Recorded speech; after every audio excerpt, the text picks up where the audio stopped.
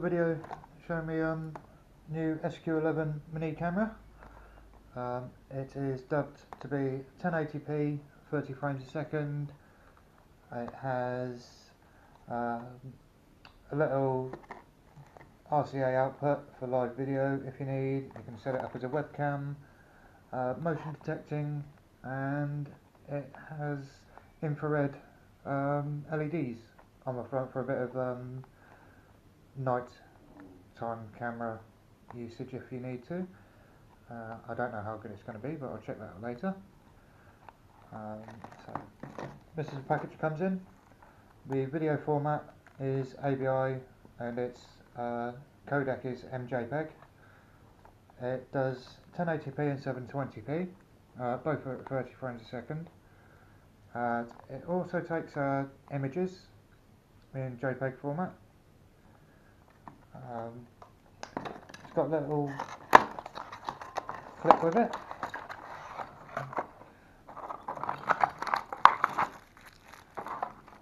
Okay. The cable it comes with, it's a dual purpose live out USB cable which plugs into the PC to provide the webcam functionality, and then this is the, looks like a little laptop or phone charger. It's not a normal micro USB of sorts or a micro USB B cable. However, you're not going to go without it. It comes in the box. Okay, this is the unit itself. It's got 6 infrared LEDs around the outside, a tiny little lens. The only other things on it, it has a mode button and an on-off button. Quite self-explanatory. The mode button switches the mode, on-off turns on and off, and it starts the recording, takes a picture, and it puts into the other modes.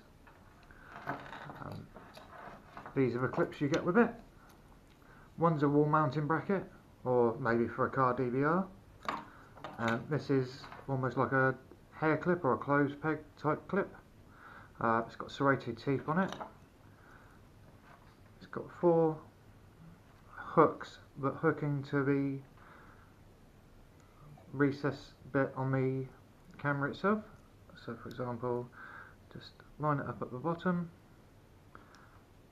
and clip it in at the top, and you're able to clip it onto anything, for example like that. It's got some rotation to it, so you can orientate it whichever way you like. For example, 45 degrees, or you could have it upside down on a car windscreen sun visor for DVR functionality. With that, I shall remove the clip.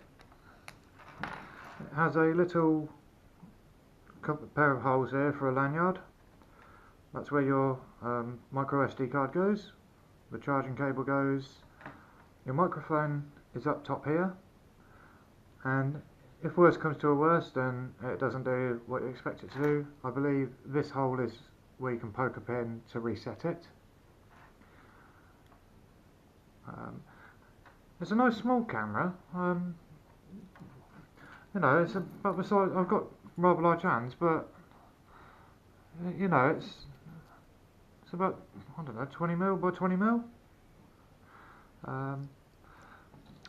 The only other thing you get are the instructions, and they are very, very vague and hard to decipher at the most.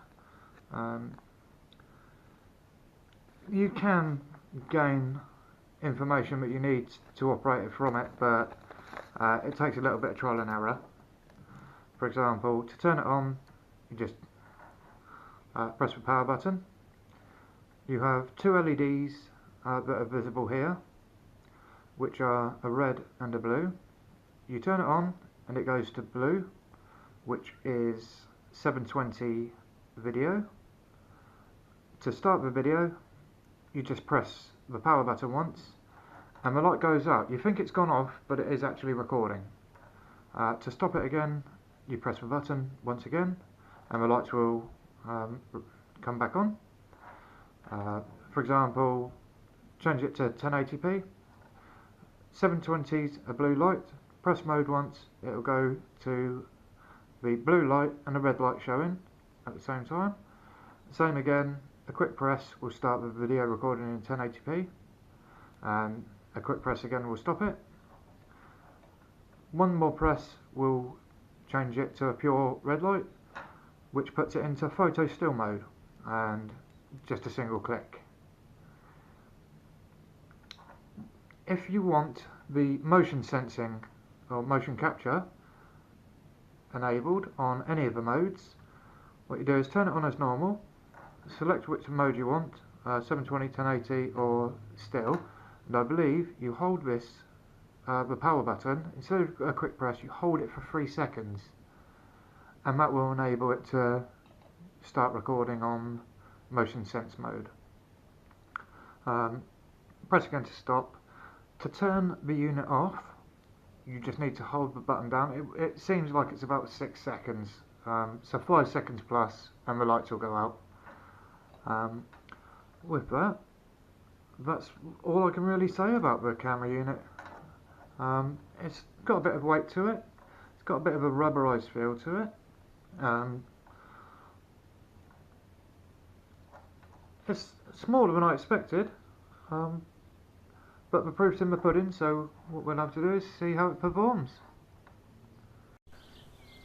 Okay, this is 1080p, 30 frames a second. It's quite sunny outside where I've tested this. I suppose I better run through my experience with it. As you can see from this, there seems to be a black hole open up in the sun. It picked up quite good sound. You could hear the birds chirping and so forth. Seemed to handle the light quite well, although looking back towards my house at some point, it suddenly just sort of like a light switch dimmed down from a nice vibrant summer's day to what looked kind of dull and washed out a bit. Quite a lot of lens flare, but you can live with that. You see a nice vivid blue sky, and then it suddenly drops a lot of the saturation. Moving on, the camera itself, the size is brilliant, the weight can't be complained at. This is 720p now. It may have been upscaled to 1080p for video export, but it gives you an idea of what it captured in 720p. The price, can't complain at that, it's a great price. It comes with a couple of handy little clips, ideal for clipping onto your lapel or your collar, as well as your sun visor in your car if you were to use it as a DVR. In this clip, we are now in infrared mode. It looks like it's got a circuit board trace overlaid.